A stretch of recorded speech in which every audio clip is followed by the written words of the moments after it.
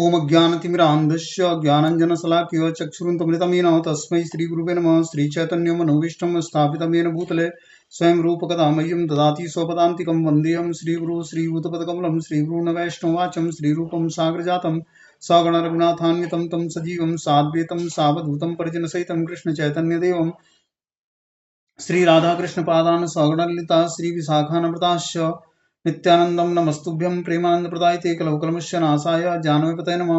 नमो महावदन्याय कृष्णप्रेमप्रदायते कृष्णाय कृष्णचैतन्य नामिने गौरद्विषे नमः।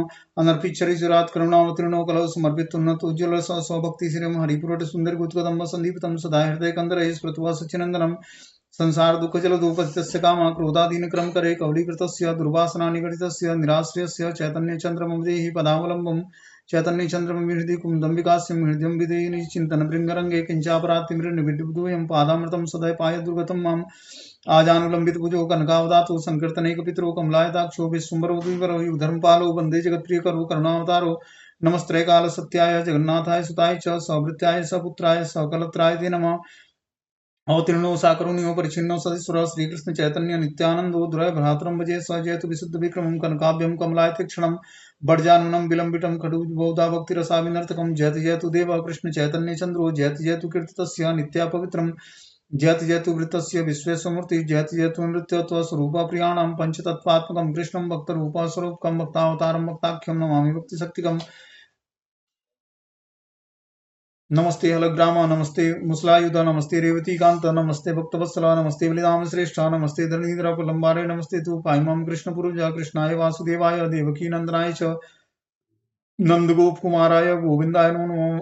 वासुदेव सुतम देवं कंस चारुणमर्दनम देवकी परमानंदम कृष्णं वंदे जगद्गुरुं। जय श्री कृष्ण चैतन्य प्रभु नित्यानंद श्री अद्वैत गदाधर श्रीवासादि श्री गौर भक्तवृंद। हरे कृष्णा कृष्ण कृष्णा हरे हरे हरे राम राम राम हरे हरे। तो भगवान श्री नित्यानंद का आविर्भाव तिथि, ठीक है ना। तो भगवान नित्यानंद के बारे में हम लोग सुनेंगे इस क्लास के माध्यम से।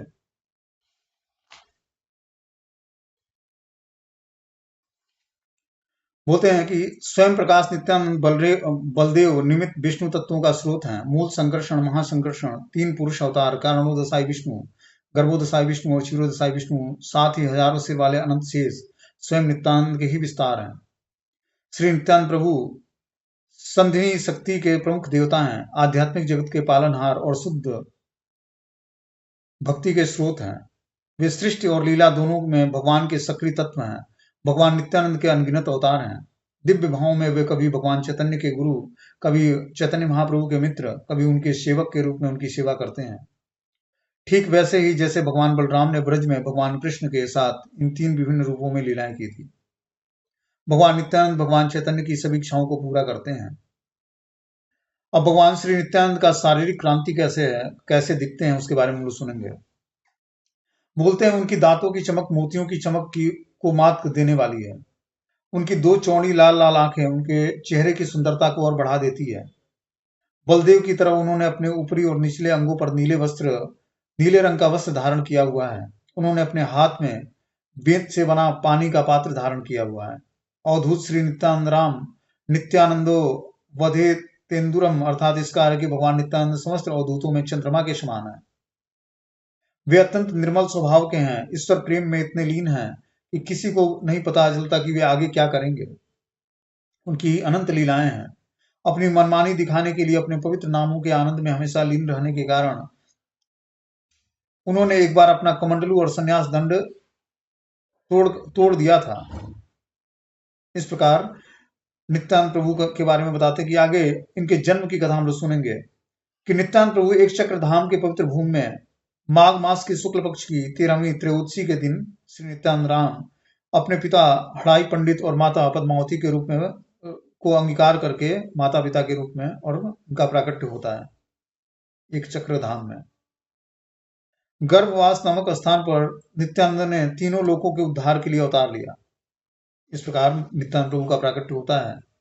उनका आकर्षक चेहरा लाखों चंद्रमाओं की सुंदरता को भी मात देने वाला है।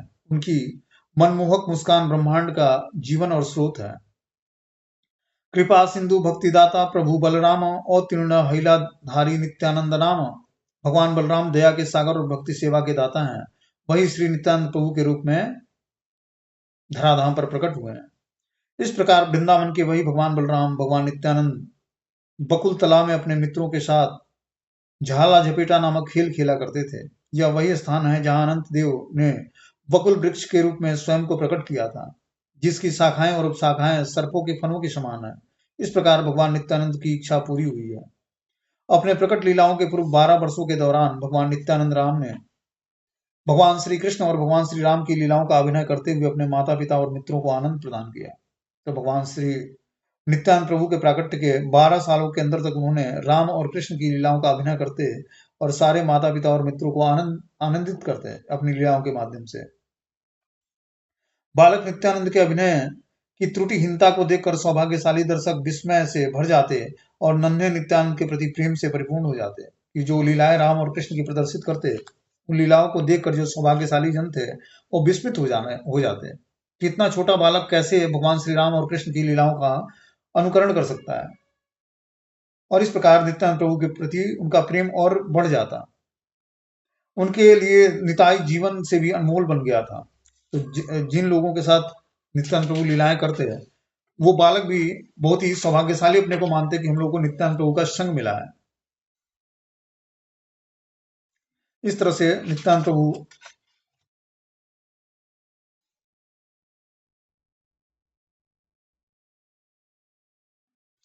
बोलते हैं, अपनी परमानंदमयी अवस्था में निर्भीक नित्यानंद राम ने मथुरा, गोकुल, गोवर्धन, अयोध्या, हरिद्वार और अन्य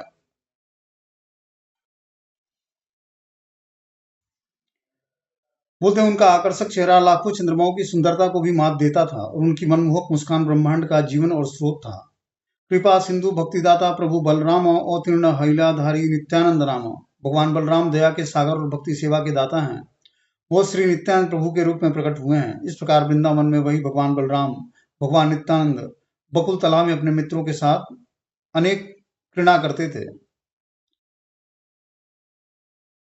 हतुगढ़ा नामक स्थान पर भगवान नित्यानंद अपना प्रसिद्ध दही चिड़ा उत्सव मनाते थे, जिसमें वे सब अपने शरणागत भक्तों को दही के साथ प्रसाद के साथ टूटे हुए चावल वितरित करके प्रेम पूर्वक उनका आभार व्यक्त करते। हतुगढ़ा वह स्थान भी है जहां नित्यानंद प्रभु सभी पवित्र स्थानों को लाए थे, इसलिए इसे राधा देश के निवासी गंगा में स्नान करने के बजाय हतुगढ़ा में स्नान किया करते हैं। इसके बाद जगन्नाथ मिश्र को विश्वरूप नामक का एक पुत्र प्राप्त हुआ। जब ये सब घटनाएं हो रही थी उसी समय जो है दूसरी तरफ जो है जगन्नाथ मिश्र जो महाप्रभु चैतन्य देव के पिता हैं, उनको विश्वरूप नामक एक पुत्र प्राप्त होता है, जो बलदेव का अवतार होने के कारण अत्यंत शक्तिशाली और उच्च योग्य था। जगन्नाथ मिश्र भगवान गौरांग महाप्रभु जिन्हें विश्वम्भर के नाम से जाना जाता है के पिता हैं, लेकिन भगवान गौरांग महाप्रभु के प्रकट होने से पहले जगन्नाथ मिश्र को 8 बेटियां थी, जिनकी एक के बाद एक मृत्यु हो गई थी। उसके बाद उनसे पहले और सबसे बड़े पुत्र विश्वरूप का जन्म हुआ। चैतन्य चरितामृत और गौणोपदेश दीपिका इस तथ्य की पुष्टि करते हैं कि भगवान चैतन्य ने बड़े भाई विश्वरूप भगवान संकर्षण के समान है और भगवान नित्यानंद भी भगवान संकर्षण से भिन्न नहीं है। भगवान बलराम कृष्ण के प्रथम विस्तार हैं और इसलिए समस्त रहस्यमय शक्तियों के ज्ञाता हैं। फिर भी वे भगवान को प्रसन्न करने के लिए विभिन्न प्रकार से उनकी सेवा करते हैं।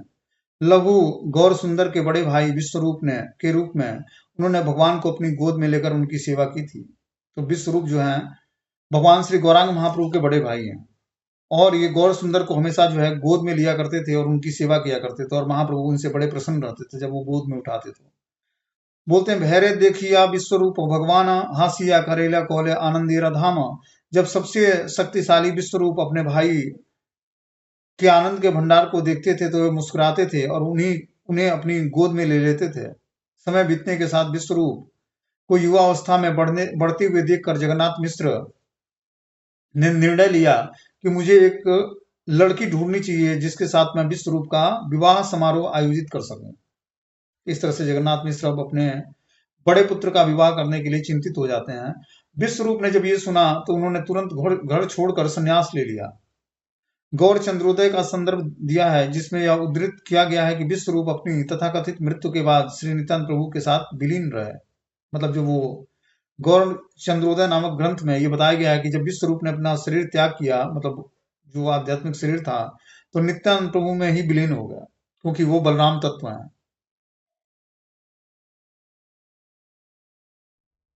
बोलते हैं कि पहले 12 वर्ष तक भगवान नित्यानंद ने एक चक्र धाम के निवासियों को अपनी अतुलनीय मधुरता से मोहित कर दिया। फिर भी उनका हृदय भगवान गौरांग महाप्रभु की सेवा के लिए तरसता रहता था। अपने 13वें वर्ष में उन्होंने तीर्थ यात्रा पर जाने का निश्चय किया और सोचा कि आपन ऐश्वर्य प्रभु प्रकाशिबे एबे आमे गिया करीबू आपन सेवा तबे, करने तब मैं जाऊंगा जब वे भगवान श्री गौरांग महाप्रभु अपना ऐश्वर्य प्रकट करेंगे। इस तरह से नित्यानंद प्रभु ने नियम लिया कि जब तक भगवान श्री गौरांग महाप्रभु अपनी लीलाएं प्रदर्शित नहीं करते हैं, अपना ऐश्वर्य प्रकट नहीं करते हैं, तब तक मैं उनकी सेवा करने के लिए नहीं जाऊंगा। इस विचार से श्री नित्यानंद राम अपनी अगली लीला करने के लिए तैयार हो गए। भगवान नित्यानंद की असीम महिमा और उनके हृदय की गहराई को कौन जान सकता है। एक दिन लक्ष्मीपति तीर्थ नामक एक सन्यासी हड़ाई पंडित के द्वार पर आते हैं। अब नित्यानंद प्रभु की अवस्था 12 वर्ष की है और उनके दरवाजे पर एक लक्ष्मीपति नामक तीर्थ नामक एक सन्यासी आ जाते हैं। अपने द्वार पर एक धर्मनिष्ठ सन्यासी को देखकर हड़ाई पंडित ने तुरंत उनका स्वागत किया और उन्हें स्वादिष्ट भोजन कराया। लक्ष्मीपति तीर्थ अगली रात हड़ाई पंडित के घर पर रुके और अगले दिन भिक्षा मांगी। उस समय उन्होंने अपने प्रिय पुत्र श्री नित्यानंद राम को मांगा। वैदिक रीति रिवाजों का पालन करते हुए माता पद्मावती और हड़ाई पंडित ने अपने पुत्र को विदा कर दिया, जिसकी मनमोहक सुंदरता ने लाखों कामदेवों को भी मात दे दिया है। इस प्रकार उस लक्ष्मीपति तीर्थ नामक सन्यासी ने हड़ाई पंडित से उनके पुत्र को भिक्षा रूप में मांगा कि आप इनको हमें दे दीजिए, मैं इनके साथ तीर्थ भ्रमण करूंगा, मुझे अपने साथ एक ब्रह्मचारी चाहिए। इस प्रकार अगले 20 वर्षों तक भगवान नित्यानंद ने कई पवित्र स्थानों की यात्रा की। अपनी परम आनंदमयी अवस्था में निर्भीक नित्यानंद राम ने मथुरा, गोकुल, गोवर्धन, अयोध्या, हरिद्वार और अन्य अनेक तीर्थ स्थानों की यात्रा की। प्रत्येक स्थान पर श्री नित्यानंद राम ने भगवान से विरह का अनुभव किया और इस प्रकार ऐसे लक्षण प्रदर्शित किए जिन्हें कोई समझ नहीं पा रहा था। इस प्रकार यात्रा करते करते नित्यानंद राम की मुलाकात माधवेंद्रपुरी पाद से हुई थी। श्री माधवेंद्रपुरी ईश्वरपुरी और अद्वैताचार्य के आध्यात्मिक गुरु थे। उन्होंने वैवाहिक प्रेम के सार को समझा और भक्ति के इस फल को मध्व गौड़ी संप्रदाय को प्रदान किया, जो पहले ज्ञात नहीं था। कि जो वैवाहिक संबंध मतलब राधा कृष्ण की जो प्रेममय लीलाएं हैं, उसको माधवेंद्रपुरी पाद ने समझा और इस अपने माधव गौड़ी संप्रदाय में इसको स्थापित किया। किसने? श्रील माधवेंद्रपुरी पाद जी ने। जब दया के दो सागरों ने एक दूसरे को देखा तो प्रेम के आवेश में बेहोश होकर जमीन पर गिर पड़े। कि जब माधवेंद्रपुरी पाद की मुलाकात नित्यानंद प्रभु से होती है तो दोनों एक दूसरे को देखकर प्रेम विकार उत्पन्न होता है और जो है क्या होते हैं, अचेत होकर जमीन पर गिर पड़ते हैं। इस शुभ समय में श्रीमन ईश्वरपुरी उपस्थित थे। जब दोनों को होश आया तो वे कांप रहे थे, उनकी आंखों से प्रेम के आंसू बह रहे थे। उनके बीच के प्रेम को कौन समझ सकता है, मानो भगवान चैतन्य स्वयं उनके शरीर में निवास कर रहे हों। कृष्ण के प्रेम में मदहोश होकर वे दोनों लगातार हरि का नाम जपते हुए झूम रहे थे। वहां पर उपस्थित सौभाग्यशाली भक्तों को वे कितने सुंदर लग रहे थे। कई दिनों तक एक दूसरे के साथ रहने के बाद श्री नित्यानंद प्रभु रामेश्वरम के लिए चल पड़े और बाद में नीलांचल क्षेत्र में भगवान जगन्नाथ से मिलने गए। इस प्रकार अनेक पवित्र स्थानों की यात्रा करने के बाद कमल नेत्रों वाले भगवान मथुरा लौट आए। उधर भगवान श्री गौरांग महाप्रभु ने कलयुग के पतित प्राणियों के दर्शन के लिए अपने सबसे उदार रूप को पूर्ण वैभव के साथ प्रकट नहीं किया था। तब तक श्री नित्यानंद राम ने श्री कृष्ण के पवित्र नाम का प्रचार नहीं किया और न ही उस दया का प्रदर्शन किया जिसके वे साक्षात रूप हैं। मतलब जब तक भगवान श्री गौरांग महाप्रभु इस धराधाम पर प्रकटित नहीं हुए और लीलाएं संपन्न नहीं किया, तब तक जो है नित्यानंद प्रभु ने अपने को छिपाए रखा और जो उनका स्वरूप है दया का, उसका प्रदर्शन नहीं किया उन्होंने। अब जो है नित्यानंद प्रभु की मुलाकात भगवान श्री चैतन्य महाप्रभु से कैसे होती है, इसके बारे में हम सुनेंगे। बता रहा कि जब नित्यानंद प्रभु वृंदावन में निवास कर रहे थे, तब गया से लौटने के बाद नवद्वीप में गुप्त रूप से रह रहे भगवान श्री गौरांग सुंदर ने कलयुग के पतित प्राणियों के प्रति अत्यंत दयालु होने का अपना स्वरूप प्रकट किया। श्री चैतन्य महाप्रभु निरंतर हरिनाम संकीर्तन में लीन रहते थे, फिर भी नित्यानंद राम की संगति न होने से वे दुखी रहते थे। यह समझते हुए नित्यानंद प्रभु उसी क्षण का बेसब्री से इंतजार कर रहे थे। वे तुरंत नवद्वीप के लिए रवाना हो गए। जहां वे नंदन आचार्य के घर पर ठहरे। सभी गतिविधियों से के ज्ञाता भगवान चैतन्य महाप्रभु ने इस तथ्य को भली भांति जान लिया और उन्होंने श्रीवास पंडित को निताई की खोज करने के लिए भेजा। दुर्भाग्यवश वे असफल रहे कि महाप्रभु ने श्रीवास पंडित को भेजा कि तुम जाकर नित्यानंद प्रभु की खोज करो, लेकिन श्रीवास पंडित उसमें असफल रहे। जब भगवान श्री गौर सुंदर नित्यानंद प्रभु से एक पल का भी वियोग सहन नहीं कर सके तो उनके लिए विरह का आनंद और भी बढ़ गया और स्वयं नित्यानंद राम से मिलने के लिए सीधे चल पड़े। श्री नित्यानंद राम को अपने जीवन के स्वामी गौर सुंदर के दर्शन होते ही जो प्रेम में आनंद प्राप्त हुआ उसे शब्दों में व्यक्त करना बहुत ही कठिन कार्य है कि जो अब नित्यानंद प्रभु का मुलाकात गौर सुंदर से हो जाता है। नित्यानंद प्रभु गौर सुंदर के प्रेम में लीन हो गए और चेतना खो बैठे। उन्हें अपनी गोद में लेकर भगवान चैतन्य महाप्रभु रोने लगे। ये सब घटना 1506 ईस्वी में घटी जब नित्यानंद प्रभु 32 वर्ष के थे और भगवान 20 वर्ष के थे। तो भगवान गौरांग महाप्रभु 20 वर्ष के थे और जो है भगवान नित्यानंद प्रभु 32 वर्ष के थे, मतलब 12 साल बड़े थे भगवान चैतन्य महाप्रभु। चैतन्य महाप्रभु 12 साल छोटे थे नित्यानंद प्रभु से। नित्यानंद प्रभु 12 साल तक घर पे बाल क्रीड़ा करा उन्होंने और 20 साल तक पूरे तीर्थों का भ्रमण किया और इस प्रकार टोटल 32 वर्ष के हुए तब भगवान श्री गौरांग महाप्रभु 20 वर्ष के थे।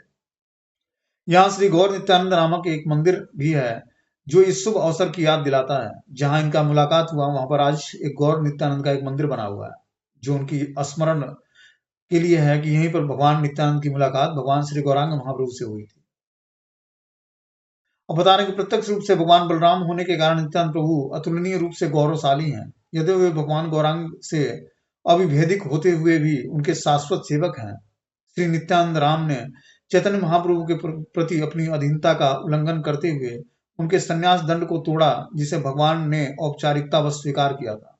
भगवान गौरांग महाप्रभु ने जब संन्यास ग्रहण कर लिया और जब नित्यानंद प्रभु से मुलाकात हुई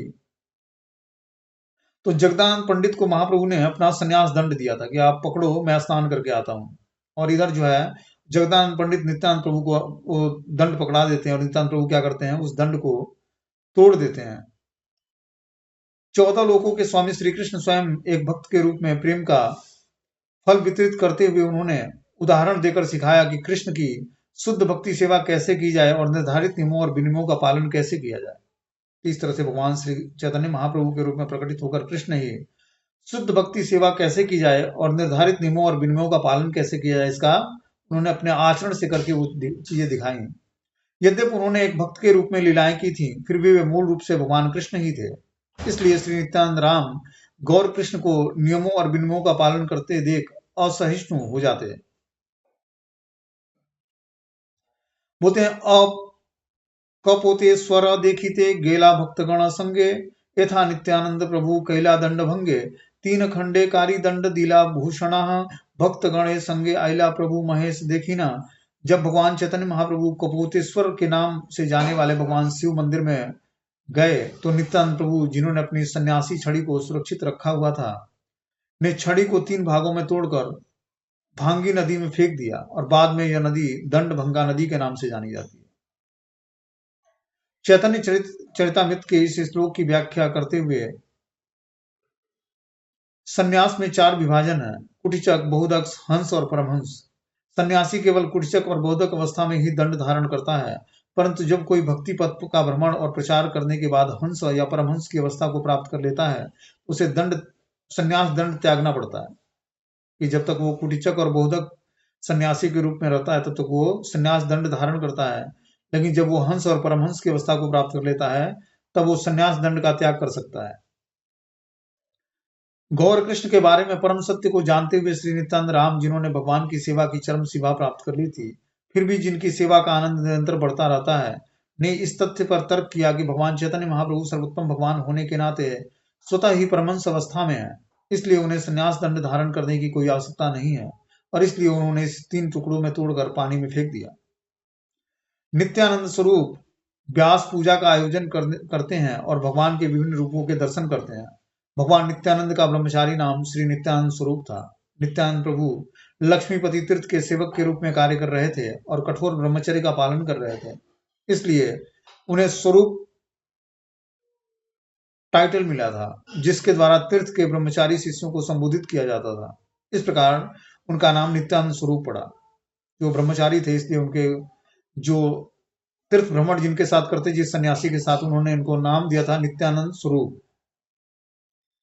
एक दिन भगवान चैतन्य महाप्रभु ने अपने घनिष्ठ सहयोगियों के साथ, जिसका नेतृत्व नित्यानंद राम कर रहे थे, श्रीवास ठाकुर के घर में गए, जहां दोनों दयालु प्रभु ने भाव विभोर होकर संकीर्तन किया, जिससे कुछ सौभाग्यशाली भक्त रोने लगे और कुछ जोर जोर से चिल्लाने लगे, जबकि अन्य बेहोश हो गए।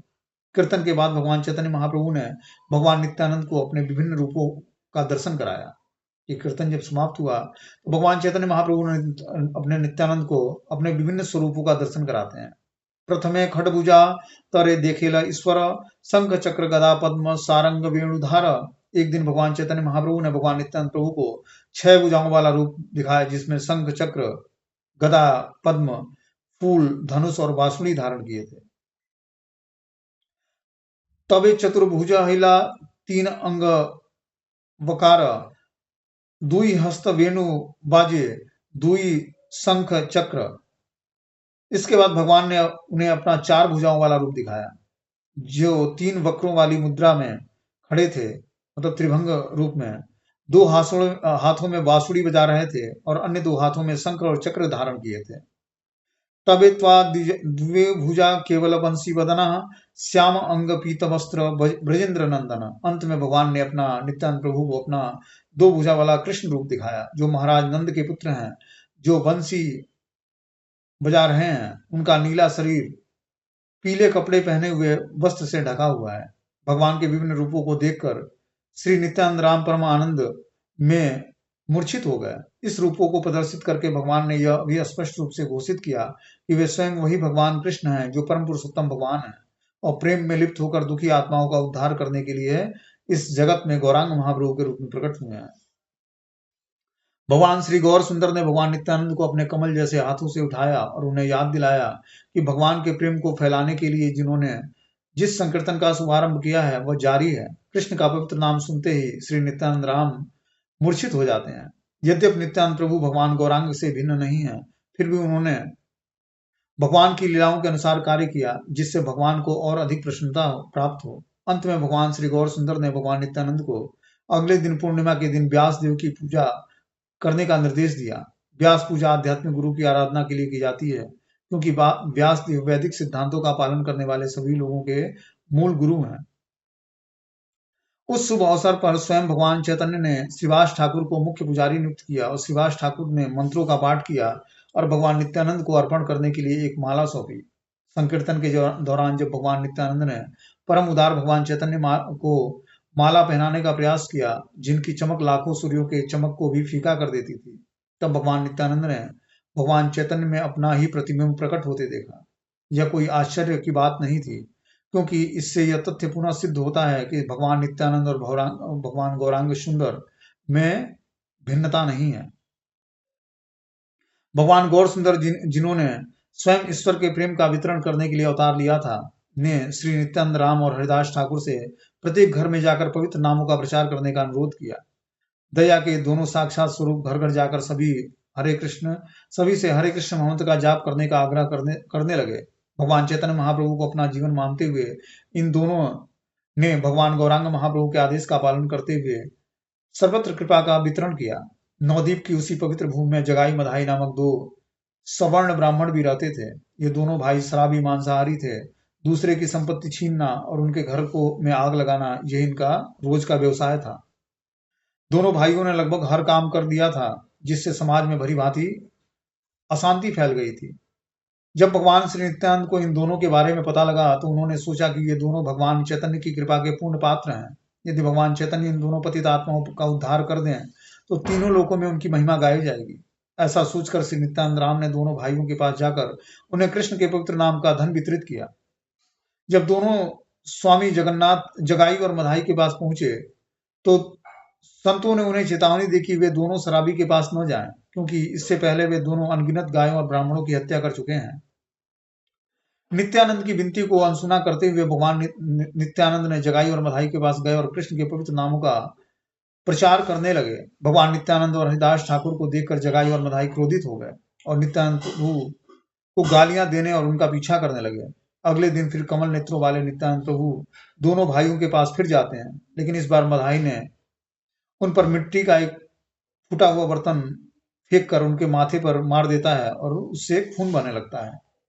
यद्यपि एक गंभीर अपराध था, फिर भी श्री नित्यानंद राम ने विनम्रता से उनसे हरे कृष्ण मंत्र जप करने का अनुरोध किया। इस प्रकार भगवान नित्यानंद ने भक्तों को केवल उपदेश देकर ही नहीं, बल्कि व्यवहार से भी वैसा ही बनकर सहिष्णु और विनम्र होना सिखाया है। विनम्र मन से स्वयं को गली के घास के तिनके से भी नीचा समझते हुए व्यक्ति भगवान के पवित्र नाम का जप कर सकता है। उसे वृक्ष से भी अधिक सहनशील होना चाहिए, झूठे गौरव के भाव से रहित होना चाहिए और दूसरे के प्रति पूर्ण आदर दिखाते हुए तत्पर रहना चाहिए। इस प्रकार के मन से व्यक्ति निरंतर भगवान के पवित्र नाम का जप कर सकता है। जगाई यह देखा तो आश्चर्यचकित रह गया कि चोट लगने के बाद भी भगवान क्रोधित नहीं हुए, बल्कि विनम्रता पूर्वक उनसे क्षमा मांगने लगे, जिससे इससे जगाई का हृदय पिघल गया और वह तुरंत नित्यानंद प्रभु के चरणों में गिरकर क्षमा मांगने लगा। नित्यानंद राम समस्त दया से भी अधिक दयालु हैं और उनकी हर दृष्टि में दोनों भाइयों को क्षमा कर दिया। जब मधाई ने फिर भगवान नित्यानंद को हानि पहुंचाने का प्रयास किया तो जगाई ने उसे रोक दिया और इससे नित्यानंद प्रभु के चरणों में आत्मसमर्पण करने के लिए कहा। अचानक श्री नित्यानंद राम का अपमान करते हुए प्रयास को जानकर स्वर्ण शरीर वाले भगवान श्री गौर सुंदर अत्यंत क्रोधित होकर वहां प्रकट हो गए। स्वयं भगवान गौरांग ने अपने सुदर्शन चक्र का आह्वान करते हुए दोनों पतितों का नाश करने को ठान लिया। तत्काल ही भगवान श्री नित्यानंद ने गौरांग के चरणों में गिर पड़े और उन्हें शांत करने का प्रयास किया।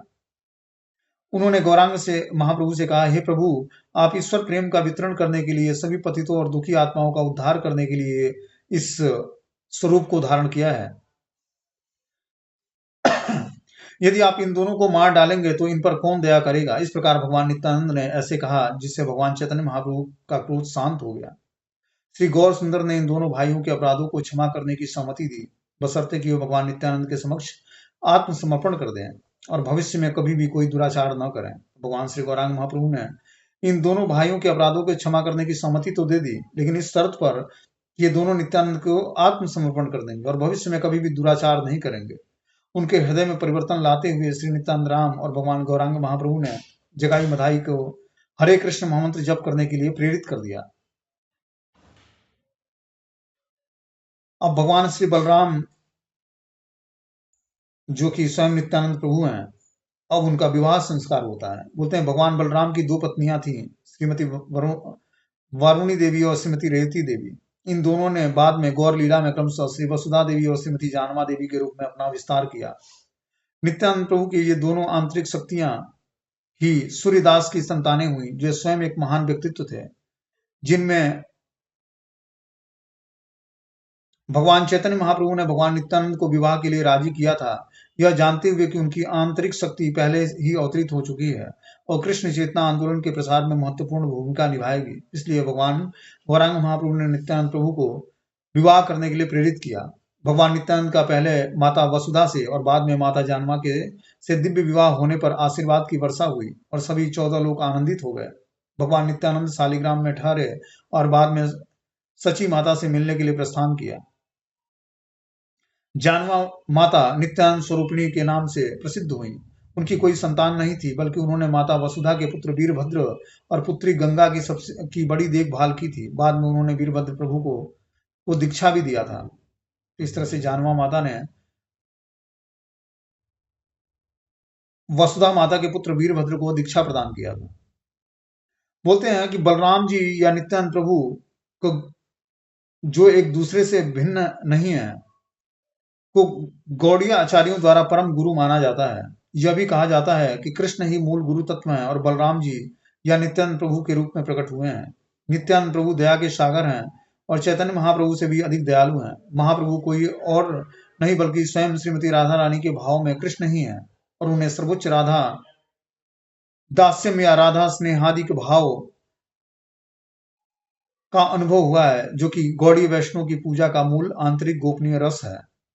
इसी के अनुरूप और इसे नित्यानंद प्रभु से जोड़ते हुए नित्यानंद प्रभु के बारे में गोपनीय पहलू यह है कि वे राधा दास्यम भाव को सजोते हैं, क्योंकि वे स्वयं अनंग मंजरी हैं।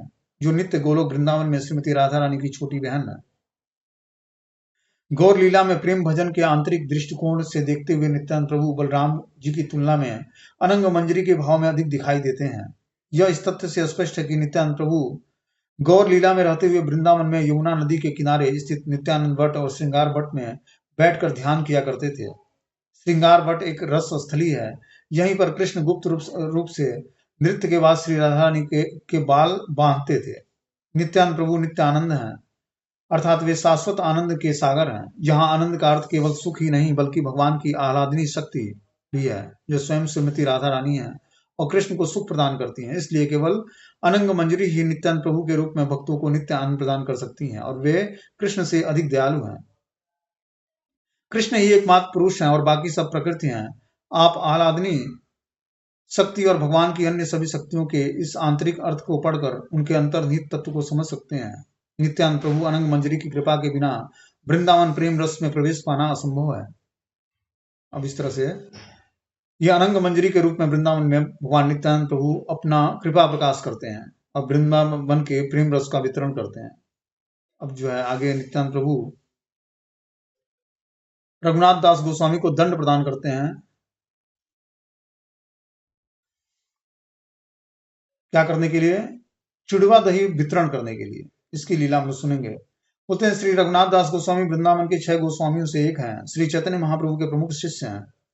श्री रघुनाथ दास गोस्वामी का जन्म ऐसे परिवार में हुआ था जिसकी संपत्ति इंद्र की समृद्धि के बराबर थी, लेकिन उन्हें उस संपत्ति से जरा भी आकर्षण या लगाव नहीं था। नामाचार्य हरदास ठाकुर स्वयं श्री चैतन्य महाप्रभु के आशीर्वाद से श्री रघुनाथ दास गोस्वामी को ने हमेशा अपना घर छोड़कर पुरी में भगवान की सेवा करने का प्रयास किया। बार बार प्रयास करने से श्री रघुनाथ दास गोस्वामी के परिवार वाले चिंतित हो गए और उनका विवाह एक सुंदर लड़की से कराने की कोशिश की। फिर भी भगवान गौरांग की परम इच्छा से श्री रघुनाथ दास गोस्वामी अपने घर से भागने में सफल रहे। अगले दिन वे पानी हाटी पहुंचे, यह जानकर कि भगवान नित्यानंद प्रभु गंगा के तट पर निवास कर रहे हैं। श्री रघुनाथ दास गोस्वामी ने अत्यंत विनम्रता के साथ अपने जीवन के स्वामी श्री नित्यानंद राम के पास प्रस्थान किया। एक पेड़ के नीचे एक चट्टान पर बैठे भगवान नित्यानंद सैकड़ों हजारों उगते सूरज के समान तेजस्वी स्वरूप प्रकट कर रहे थे। स्वयं को सबसे पतित मानते हुए रघुनाथ दास गोस्वामी ने दूर से ही भगवान नित्यानंद को पूर्ण प्रणाम किया। यह सूचना उनके साथ आए एक सेवक ने भगवान नित्यानंद को दी। यह सुनकर नित्यानंद प्रभु ने कहा कि तुम चोर हो, अब तुम मुझसे मिलने आए हो, इधर आओ, इधर आओ, आज मैं तुम्हें दंड दूंगा। इस प्रकार दही चुड़वा उत्सव को दंड महोत्सव के नाम से जाना जाता है कि ये दही चूड़ा उत्सव रघुनाथ दास गोस्वामी को दंड स्वरूप मिला कि आप सब भक्तों को दही चूड़ा का उत्सव में दही चूड़ा का भोजन कराओ। भगवान ने श्री रघुनाथ दास गोस्वामी को बुलाया, लेकिन रघुनाथ दास गोस्वामी भगवान के पास नहीं गए। तब भगवान ने उन्हें जबरदस्ती पकड़कर अपने चरण कमलों को रघुनाथ दास गोस्वामी के सिर पर रख दिया। भगवान नित्यानंद करुणा की साक्षात मूर्ति हैं। उनकी दिव्य लीलाएं भौतिक जीवन की अग्नि को शांत करने और हृदय को कोमल बनाती है, जिससे वह कृष्ण के निवास के योग्य हो जाए। भगवान नित्यानंद ने रघुनाथ दास को अपनी सारी कृपा बरसाने के बाद उनसे एक उत्सव आयोजित करने और अपने साथियों को दही और टूटे हुए चावल खिलाने के लिए कहा। इस प्रकार ज्येष्ठ मास शुक्ल पक्ष की त्रयोदशी को दही चूड़ा उत्सव का त्योहार प्रारंभ हुआ। दही के साथ टूटे हुए चावल और गाढ़े दूध के साथ टूटे हुए चावल के अनगिनत तैयार किए गए। सौभाग्यशाली भक्त बड़ी संख्या में आने लगे। यह नित्यानंद राम का अपने भक्तों के प्रति दयालु प्रतिफल देने का अपना तरीका था। जब सभी को वो चुड़वा दही परोसे जा चुके, तब ध्यानमग्न होकर भगवान नित्यानंद प्रभु श्री चैतन्य महाप्रभु को लेकर आए।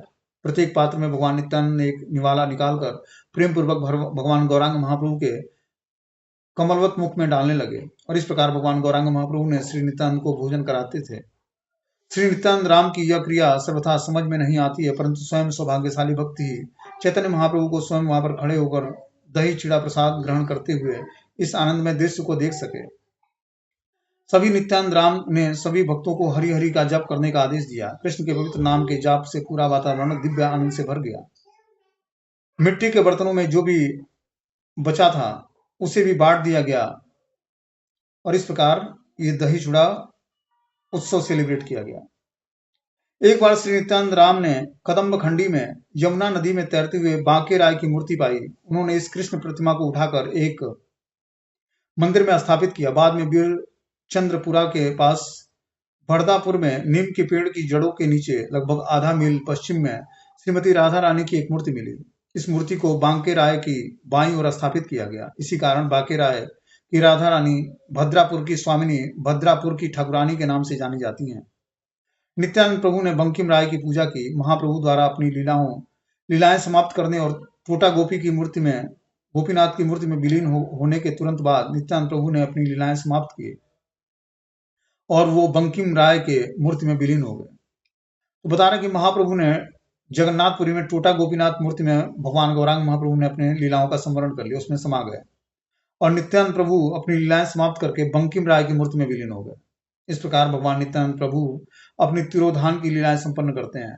जानवा मैया की मूर्ति को बांके राय के दाहिनी ओर स्थापित किया गया।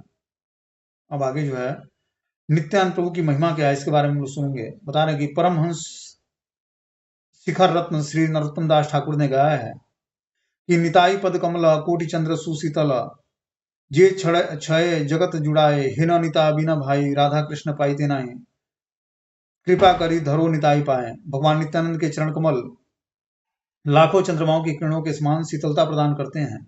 समस्त विश्व उनके चरण कमलों की शरण में आकर शांति प्राप्त करते हैं। हे भाई, भगवान नित्यानंद की कृपा के बिना कोई भी श्री राधा कृष्ण के चरण कमलों को प्राप्त नहीं कर सकता। अतः दृढ़ निश्चय के साथ भगवान नित्यानंद के चरण कमलों का आलिंगन करो।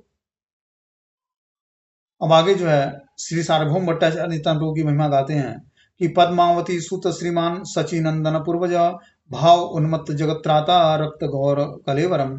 श्री नित्यानंद पद्मावती के प्रिय पुत्र थे और वे दिव्य महिमा से परिपूर्ण हैं। नित्यानंद सची माता के पुत्र निमाई के बड़े भाई हैं। नित्यानंद अवधूत परमानंद भावों से व्याकुल हैं। श्री नित्यानंद प्रभु ब्रह्मांड के रक्षक हैं। उनका रंग सुनहरे रंग का रंगा हुआ है। यद्यपि वे अत्यंत गंभीर हैं, फिर भी वे भगवान चैतन्य के दिव्य आनंद में डूबे रहते हैं। भगवान नित्यानंद की कृपा के बिना कोई भी गौरांग सुंदर के चरण कमलों को प्राप्त नहीं कर सकता है। यदि कोई किसी प्रकार भगवान नित्यानंद के चरण कमलों की शरण ले लेता है तो निश्चित रूप से कृष्ण के चरण कमलों को प्राप्त कर लेगा। समस्त आत्माओं के मूल आध्यात्मिक गुरु श्री नित्यानंद राम है।